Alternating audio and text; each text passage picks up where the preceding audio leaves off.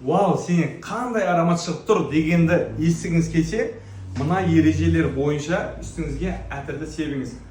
Үлкен Луи Виттон әтірлік Луи Виттон парфюмерный үйінің әтіршісі, яғни Жак Кавале дейтін үлкен парфюмер бізге ұсынған кеңестері былай: жаныңызға себесіз. Неге? Себебі арт жақтағы адамдарға сіздің шлейфіңіз қалу үшін. Екіншіден, міне қолыңызға 3 пшик. Бұл былай алып тереть етудің қажет жоқ. Неге? Себебі верхний ноты, средний ноты және базасын құртады бұл ароматтардың. Сол себепті міне ұстадыңыздар. Мойынға керек болса міне болды. Неге?